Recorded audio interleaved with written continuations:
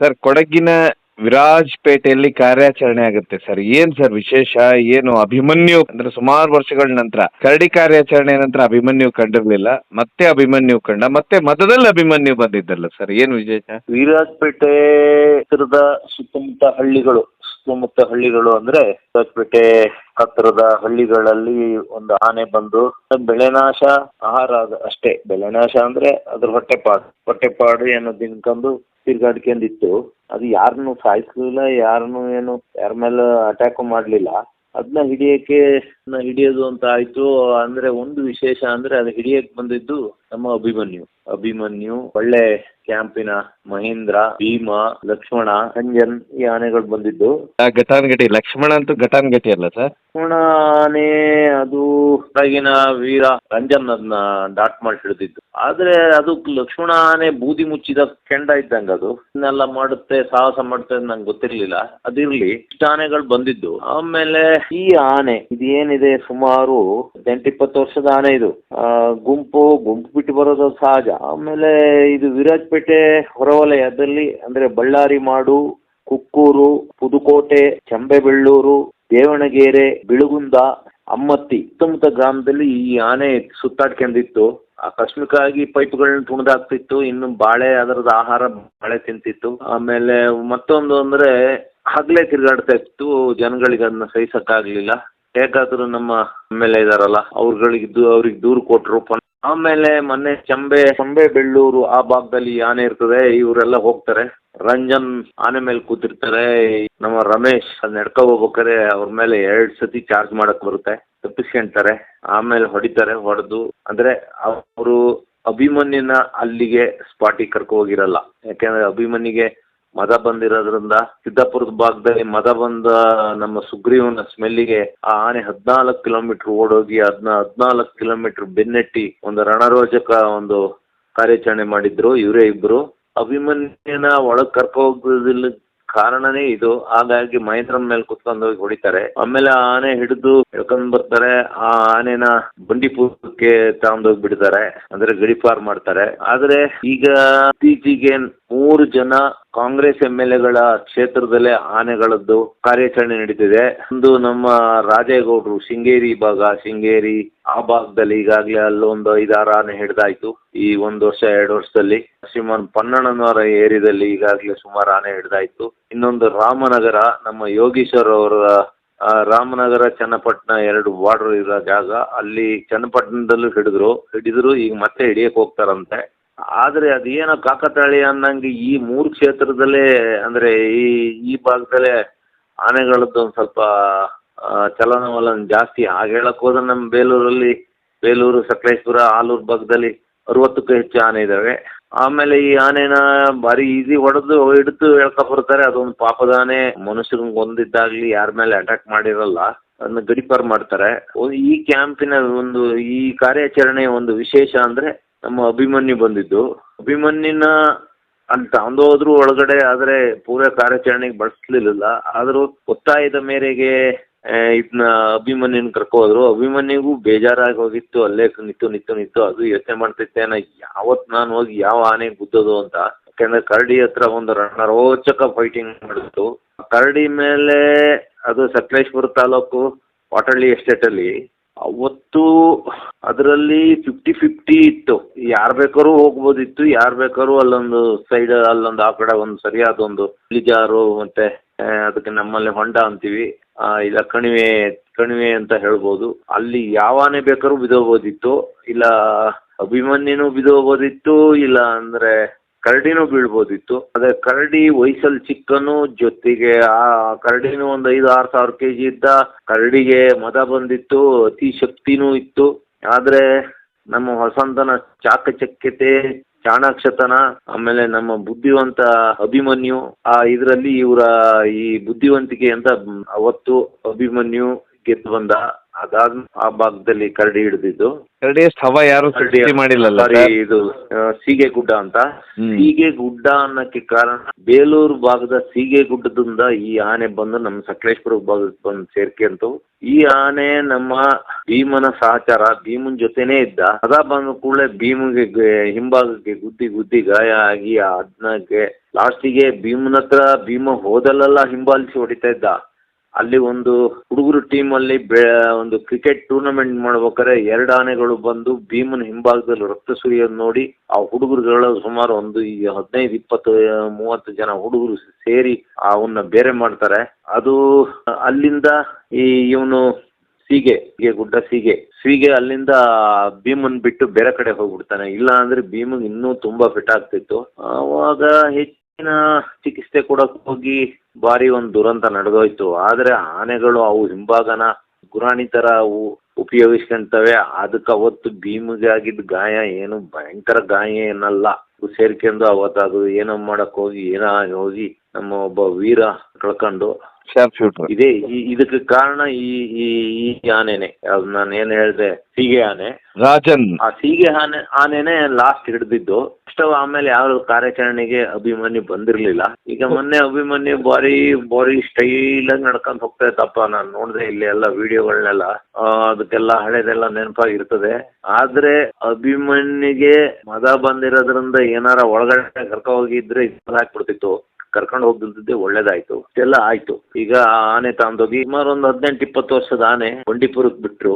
ಬಂಡೀಪುರದಿಂದ ಕೆಲವೇ ತಿಂಗಳು ಇಲ್ಲ ಕೆಲವೇ ದಿನ ಇಲ್ಲ ಕೆಲವೇ ಗಂಟೆಲಿ ಅದು ವಾಪಸ್ ಮತ್ತೆ ಅಲ್ಲಿಗೆ ಬರುತ್ತೆ. ಯಾಕೆಂದ್ರೆ ಪುರೇನ್ ಭಾರಿ ದೂರ ಅಲ್ಲ ಆ ಭಾಗಕ್ಕೆ, ವೀರಪೇಟೆಗೆ. ಯಾಕಂದ್ರೆ ಈ ಹಿಂದೆ ನಮ್ಮಲ್ಲಿದ್ದು ಮಕ್ಕನ ಅಕ್ಕಿ ಕಳ್ಳ ಒಬ್ಬ ಮಕ್ಕನ ಇದ್ದಂತ ತಂದೋಗಿ ತಮಿಳ್ನಾಡು ಬಾರ್ಡ್ರು ಮೂಳೆ ಹಳ್ಳಕ್ ಬಿಟ್ಟಾಗ ಅಲ್ಲಿಂದ 2 ತಿಂಗಳಿಗೆ ವಾಪಸ್ ಮತ್ತೆ ಸಕಲೇಶ್ಪುರಕ್ಕೆ ಬಂದಿದ್ದ.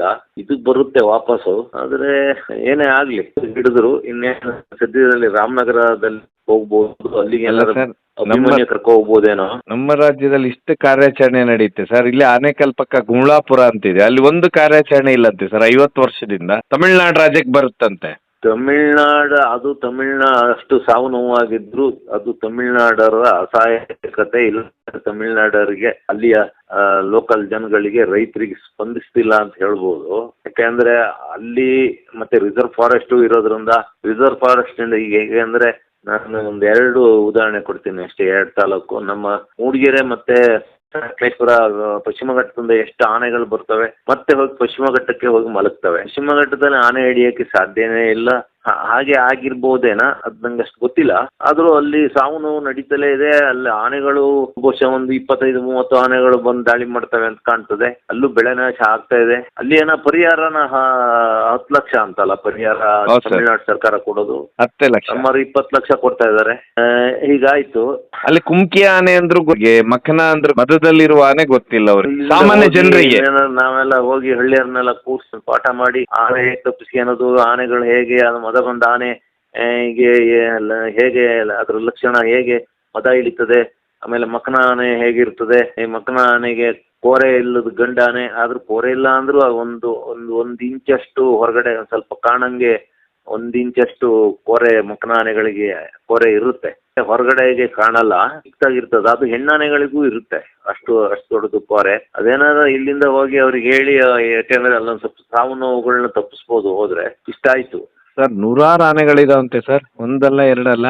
ಹೌದು. ಆ ಭಾಗ ಬನ್ನೇರಘಟ್ಟ ಅವೆಲ್ಲ ಆನೆಗಳ ಅವುಗಳೇ ಇಲ್ಲಿ ಬರೋದು. ಆಮೇಲೆ ಅದು ಕಾವೇರಿ ಕಣಿವೆಯ ಇದರಲ್ಲಿ ಅವೆಲ್ಲ ಬರ್ತವೆ.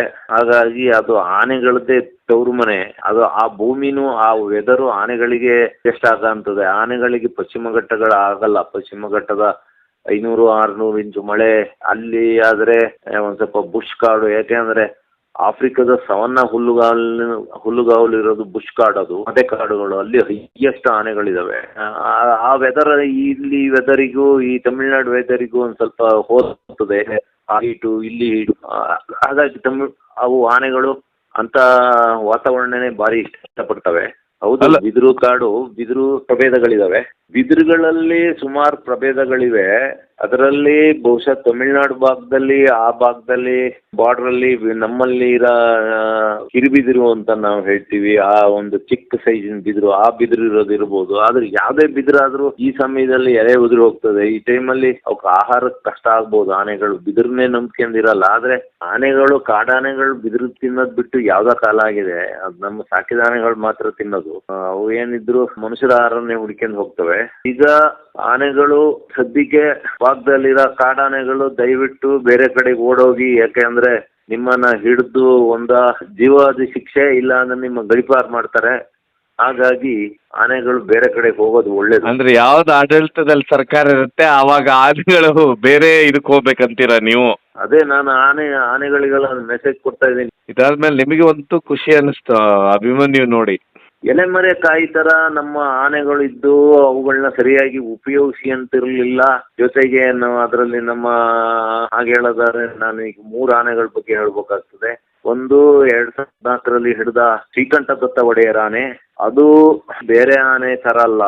ಅದು ಭಾರಿ ಹೆಸರು ಮಾಡಿಕೊಂಡೇ ಬಂದಿದ್ದು. ಫಸ್ಟ್ ದಿವಸ ನಾವುಗಳು ಹೇಮಾವತಿ ನದಿಯ ಬಲದಂಡೆಯಲ್ಲಿ ಇರೋ ಕಟ್ಟೆಪುರ ಕಾಡಲ್ಲಿದ್ದಾಗ ನಾವು ಕಾಡೊಳಗೆ ಹೋದಾಗ ನಮ್ಮ ಅಟ್ಟಿಸ್ಗೆ ಬಂದು ಓಡಿ ಬಂದು ಅವತ್ತೇ ರಾತ್ರಿ ಮತ್ತೆ ನದಿ ದಾಟಿ ಇಲ್ಲಿ ಬರ್ತೂರು ಅಂತ ಅಲ್ಲಿ ಕ್ಯಾಂಪ್ ಅಲ್ಲಿ ರಾತ್ರಿ ಅರ್ಜುನ್ ಹತ್ರ ಫೈಟಿಗೆ ಬಂತು. ಅವತ್ತೆಲ್ಲಾರ ನಮ್ಮ ಅಲ್ಲಿ ಆನೆ ಮಾತ್ರ ಇರ್ಬೋದು, ಇಲ್ಲ ಕಾವಡಿಗಳು ಇರ್ಬೋದು, ಇಲ್ಲ ಬೇರೆ ನಮ್ಮ ಹುಡುಗರೆಲ್ಲ ಇಲ್ಲ ಅವ್ರ ಪಾಡಿಗೆ ಅವ್ರು ಮಲಗಿದ್ರೆ ಅವತ್ತು ರಾತ್ರಿ, ಯಾಕಂದ್ರೆ ಅರ್ಜುನ್ಗೆ ಹಗ್ಗ ಚೈನ್ ಹಾಕಿ ಕಟ್ಟಿದ್ರಿಂದ ಅದಾದ ರಾತ್ರಿ ಎಲ್ಲ ಹೋಗಿ ಓಡಿಸಿ ಎಲ್ಲ ಇದು ಮಾಡಿ ಎಲ್ಲ ಆನೆಗಳನ್ನು ತಂದು ಅಲ್ಲೊಂದ್ ಕಡೆ ಬೈಲ್ ಜಾಗದಲ್ಲಿ ಕಟ್ಟಿ, ಅಲ್ಲಿ ಬ್ಯಾಕ್ ವಾಟರ್ ಅಲ್ಲಿ ಹೇಮಾವತಿ ಬ್ಯಾಕ್ ವಾಟರ್ ಬರುತ್ತೆ, ಅಲ್ಲಿ ಬೈಲ್ ಜಾಗ ಇದೆ, ಅಲ್ಲಿ ಕಟ್ಕೊಂಡು ರಾತ್ರಿ ಸುತ್ತ ಎಲ್ಲ ಬೆಂಕಿ ಹಾಕೊಂಡು ನಮ್ಮ ಇವರೆಲ್ಲ ಮಲಗಿ ಅದನ್ನ ಓಡಿಸಿದ್ರು. ಅದು ಹೇಮಾವತಿ ನದಿ ದಾಟಿ ಅಲ್ಲಿ ಕೊಡಗಿನ ಉಂಬ್ಳಿ ಬೆಟ್ಟಕ್ಕೆ ಹೋಯ್ತು. ಉಂಬ್ಳಿ ಬೆಟ್ಟಕ್ಕೆ ನಾವು ನಮ್ಮ ಗಜೇಂದ್ರ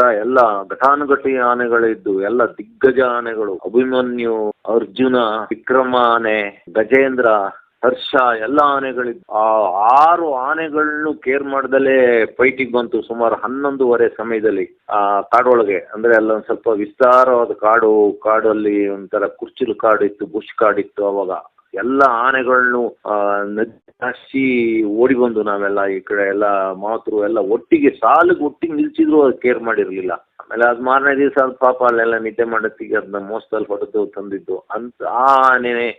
ಈಗ ಅದೇ ಮತ್ತೊಂದು ನಮ್ಮ 2014ರಲ್ಲೇ ಇನ್ನೊಂದು ಈಶ್ವರ ಭಾರಿ ಸ್ವರವಾಗಿದೆ, ನಮ್ಮ ಸಕಲೇಶ್ಪುರದಲ್ಲೇ ಹಿಡಿದಾನೆ. ಆನೆನು ಈಗ ತರ್ತಾ ಇದಾರೆ. ಯಾವ ಕಾಡಾನೆಗೂ ಹೆದರ್ತಾ ಇಲ್ಲ. ಜೊತೆಗೆ ಕೆಲವೇ ವರ್ಷದ ಹಿಂದೆ, 1-2-3 ವರ್ಷದ ಹಿಂದೆ ಹಿಡಿದ ಒಂದು ಲಕ್ಷ್ಮಣ ಅನ್ನೋ ಒಂದು ಆನೆ ಮೊನ್ನೆ ಮಹಾಪ್ರತಾಪ ತೋರಿದೆ. ಇದು ಚಟ್ಟಳ್ಳಿ ನಗರದ ಹತ್ರ, ಚಟ್ಟಳ್ಳಿ ಹತ್ರ ನಮ್ಮ ಕೊಡಗಿನ ವೀರ ರಂಜನ್ ಅವರು ಹೊಡೆದು ಅದನ್ನ ಡಾಟ್ ಮಾಡಿ ತಂದು ಅದಕ್ಕೆ ಟ್ರೈನಿಂಗ್ ಕೊಟ್ಟಿದ್ದು ಹಿಡಿದಿದ್ದು ಎಲ್ಲ. ಅದು ಇದೇ ಫಸ್ಟ್ ಟೈಮ್ ಇಲ್ಲ ಸೆಕೆಂಡ್ ಟೈಮ್ ನೆನ್ನೆ ಅದು ಹೋಗಿ ಅಟ್ಯಾಕ್ ಮಾಡಿದ್ ನೋಡಿದ್ರೆ ಬಾಲನ ಮೇಲ್ ಕೆತ್ಕೊಂಡು ಬೆನ್ನಿನಕ್ಕಿಂತ ಮೇಲೆ ಎತ್ಕೊಂಡು ಕಿವಿ ಅಗಲಿಸ್ಕೊಂಡು ಹೋಗಿ ಈ ಆನೆ ಮೇಲೆ ಅಟ್ಯಾಕ್ ಮಾಡ್ದ. ಅದ್ ನನಗೆ ಭಾರಿ ಖುಷಿ ಆಯ್ತು. ಆದ್ರೆ ಆನೆಗೆ ಮುಖಕ್ಕೆ ಪೆಟ್ಟಾಯ್ತು. ಆದ್ರೂ ಇದು ಹೋಗೋ ಸ್ಟೈಲ್ ನೋಡಿ ನಂಗೆ ಖುಷಿ ಆಯ್ತು. ಈಗ ಏನಾಗಿದೆ ಅಂದ್ರೆ ಹಿಂದೆಲ್ಲ 8 ಆನೆಗಳನ್ನ ಎಲ್ಲ ಹೊರಡಿಸ್ತಿದ್ರು ಆನೆ ಹಿಡಿಯಕ್ಕೆ. ಈಗ ನಮ್ಮ ರಂಜನ್ ಮತ್ತೆ ರಮೇಶ್ ಹುಲಿಯಾ ಇವರಿಬ್ರು ಸೇರ್ಕೊಂಡು ಈಗ 6 ಆನೆಗೆ ಮಾಡ್ಕೊಂಡಿದ್ದಾರೆ. ಇಂಥವು ನಮ್ಮಲ್ಲಿ ಸುಮಾರು 20-22 ಆನೆಗಳು ರೆಡಿ ಆಗಿದಾವೆ. ಈಗ ನಾವು 3 ಕ್ಯಾಂಪ್ ಮೇಲೆ 4ಕ್ಕಿಂತ ಜಾಸ್ತಿ ಗುಂಪುಗಳಾಗಿದೆ ಆನೆ ಹಿಡಿಯಕ್ಕೆ. ಅಂದ್ರೆ ಅದರಲ್ಲಿ ಘಟಾನುಘಟಿ ಆನೆಗಳಿದಾವೆ, 6 ಟನ್ ಆನೆಗಳು ಇದಾವೆ. ಅದರಲ್ಲಿ ಆನೆಗಳಲ್ಲಿ ಒಂದು ಸುಗ್ರೀವ ಬಲಾಢ್ಯ ಆಗಿದ್ದಾನೆ, 6 ಟನ್ ಇದ್ದಾನೆ. ನಮ್ಮ ಶ್ರೀಕಂಠ ಇದ್ದಾನೆ, ಇನ್ನು ಕಂಜನ್ ಇರ್ಬೋದು ಈಗಾಗ್ಲೇ. ಆಮೇಲೆ ನಮ್ಮ ಮೂಡಿಗೆರೆ ತಾಲೂಕಿನ ದೇವೃಂದ ಭಾಗದ ಹೊಸಳ್ಳಿಯಲ್ಲಿ ಹಿಡಿದಿದ್ದ ಆನೆ ಏಕಲವ್ಯ ಉರುಫ್ ಬೈರ, ಈ ಆನೆ ಇದೆ. ಅದಕ್ಕೂ ಮದ ಬಂದಿದೆ, ಹಂಗಾಗಿ ತಂದಿಲ್ಲ. ಕಂಜನ್ ಇದೆ. ಪ್ರಶಾಂತ ಆನೆ ಈಗ ಭಾರಿ ಹುಷಾರಾಗಿದ್ದಾನೆ. ಸಾಮಾನ್ಯ 2 ಗಂಡಾನೆಗಳಿಗೆ ಬಿಡೋದಿಲ್ಲ, ಏಕಕಾಲದಲ್ಲಿ ಫೈಟ್ ಮಾಡೋ ಅಷ್ಟು ತಾಕತ್ತಿದೆ. ಹಾಗಾಗಿ ಈಗ ನಮ್ಮಲ್ಲಿ ಇರೋ ಆನೆಗಳು ಇಡೀ ವರ್ಲ್ಡ್ ಅಲ್ಲೇ ಇಲ್ಲ ಅಂತ ಬಲಾಢ್ಯ ಆನೆಗಳು ನಮ್ಮಲ್ಲಿ. ಅದೇ ಕುಮ್ಕಿ ಆನೆಗಳು. ಆ ಕುಮ್ಕಿ ಆನೆಗಳಲ್ಲಿ ಹೆಚ್ಚು ಕಡಿಮೆ ಈಗ ಒಂದು 4 ಗ್ರೂಪ್ ಮಾಡಿದ್ರು 24 ಆನೆಗಳಾಗ್ತವೆ. ಹಿಂದೆ ಎಲ್ಲರಿಗೂ ನಮ್ಮಿಂದ ಹಿಡಿದು ಎಲ್ಲರಿಗೂ ತಲೆಬಿಸಿ ಆಯ್ತು. ಅಭಿಮನ್ಯು ಮುದುಕ ಆದ್ಮೇಲೆ ವಯಸ್ಸಾದ್ಮೇಲೆ ಮುಂದೆ ಇದು ಅಂತ ಈಗ ಒಂದು ಸಮರ್ಥವಾದ, ಒಂದು ಸದೃಢವಾದ, ಒಳ್ಳೆ ದೃಢಕಾಯವಾದ, ಒಳ್ಳೆ ತಾಕತ್ತಿನ ಆನೆಗಳನ್ನ ರೆಡಿ ಮಾಡಿದ್ದಾರೆ ಇವರಿಬ್ಬರು ಸೇರ್ಕೊಂಡು ತಂಡ. ಅದರ ಹಿಂದೆ ನಮ್ಮ ಚೆಟ್ಟಿಯಪ್ಪ ಡಾಕ್ಟರ್ ಇದ್ದಾರೆ. ಇವ್ರದೆಲ್ಲ ಶ್ರಮ ಮತ್ತೆ ಇವರ ಬುದ್ಧಿವಂತಿಕೆಯಿಂದ ನಮ್ಮಲ್ಲಿ ಬಲಾಢ್ಯ ಒಂದು ಟೀಮ್ ಆಗಿದೆ. ಅದೊಂದು ಭಾರಿ ಖುಷಿಯಾದ ವಿಚಾರ. ಆಮೇಲೆ ಜೊತೆಗೆ ಅಯ್ಯಪ್ಪ, ಅವನೊಂದು 14-16 ವರ್ಷದ ಹುಡುಗ. ಅಂದ್ರೆ ಈಗ ಹೆಚ್ಚು ಕಡಿಮೆ ಈಗೆಲ್ಲ ನಮ್ಮ ಹಿಂದೆ T20 ಮ್ಯಾಚ್ ಅಲ್ಲಿ ಈಗ ಕೆಲವರೆಲ್ಲ ಮಿಂಚ್ತಾ ಇದಾರೆ. ಇನ್ನೊಬ್ಬ ವೈಭವ್ ಸೂರ್ಯವಂಶಿ ಅಂತ 14 ವರ್ಷದ ಹುಡುಗ ಈಗಾಗಲೇ ಹೆಸರು ಮಾಡ್ಯಾನೆ. ಹಾಗೆ ನಮ್ಮ ಅಯ್ಯಪ್ಪ ಈಗಾಗಲೇ 14-15 ವರ್ಷ ಹಿಂದೆ ಅಷ್ಟು ವಯಸ್ಸು ಹುಡುಗ. ಈಗ ಅಲ್ಲಿ ದೊಡ್ಡ ಆನೆ ಹತ್ರ ಹೋಗಿ ಫೈಟಿಗೆ ಹೋಗಿ ಈಗ ಅಯ್ಯಪ್ಪ ಒಳ್ಳೆ ಒಂದು 15-16 ವರ್ಷದ ಅಯ್ಯಪ್ಪ ಈಗ ಫೈಟಿಗೆ ಬರ್ತಾ ಇದ್ದಾನೆ. ಅವನು ಈಗ ರೆಡಿ ಆಗಿದ್ದಾನೆ. ಇದ್ರ ಹಿಂದ್ಗಡೆ ಎಲ್ಲ ಒಬ್ರು ಒಳ್ಳೆ ಟ್ರೈನಿಂಗ್ ಕೊಡೋರು, ಇಲ್ಲ ಒಳ್ಳೆ ಅದ್ರದ್ದು ಅವುಗಳನ್ನ ಉಸ್ತುವಾರಿ ನೋಡ್ಕೊಳೋರು ಒಬ್ರು ಇದಾರೆ ದುಬಾರಿಯಲ್ಲಿ. ಅವ್ರುಗಳಿಂದಲೇ ಇದೆಲ್ಲ ಆಗ್ತಾ ಇರೋದು. ಚೆಟ್ಟಿಯಪ್ಪ ಡಾಕ್ಟರ್ ಇದ್ದಾರೆ. ಚೆಟ್ಟಿಯಪ್ಪ ಡಾಕ್ಟ್ರು ಈ ಆನೆ ಹಿಡಿಯೋ ವಿಚಾರದಲ್ಲಿ ಇವರೊಬ್ಬ ಭೀಷ್ಮ ಇದ್ದಂಗೆ. ನಮ್ಮ ಮಹಾಭಾರತದ ಭೀಷ್ಮ ಹೇಗಿದ್ರು ಹಾಗೆ ಚೆಟ್ಟಿಯಪ್ಪ ಡಾಕ್ಟ್ರು. ಇಂತರ ದೇವ್ರದಿಂದ ಎಲ್ಲ ಆನೆಗಳು, ಆಮೇಲೆ ಈ ಟ್ರೈನಿಂಗ್ ಕೊಡೋರು, ಈಗ 2 ಜನ ಈಗ ಒಳ್ಳೆ ಶೂಟರ್ಸ್ ರೆಡಿ ಆಗಿದ್ದಾರೆ. ಅದರಲ್ಲಿ ನಮ್ಮ ಕೊಡಗಿನ ವೀರ ರಂಜನ್ ಇರ್ಬೋದು, ಆಮೇಲೆ ನಮ್ಮ ರಮೇಶ್ ಹುಲಿಯಾ, ಇವ್ರುಗಳು ಈಗ ಒಳ್ಳೆ ಆನೆ ಹುಲಿ ಎಲ್ಲಾನು ಮುಲಾಜಿಂದ ಹಿಡಿತಾ ಇದ್ದಾರೆ. ದೇವ್ರದಿಂದ ಇವರಿಗೆ ದೇವ್ರ ಆಶೀರ್ವಾದ ಇರಲಿ, ದೇವ್ರು ಅವ್ರಿಗೆ ಒಳ್ಳೇದ್ ಮಾಡ್ಲಿ. ನಮ್ಮ ಆನೆಗಳಿಗೂ ಅಷ್ಟೇ ಏನು ತೊಂದರೆ ಆಗೋದು ಬೇಡ. ನಮ್ಮಲ್ಲಿ ಈಗ ಸದೃಢವಾದ ಒಂದು ಒಳ್ಳೆ ಒಂದು ಟೀಮ್ ರೆಡಿ ಆಗಿದೆ. ಇಷ್ಟೆಲ್ಲ ಆಗಿದೆ.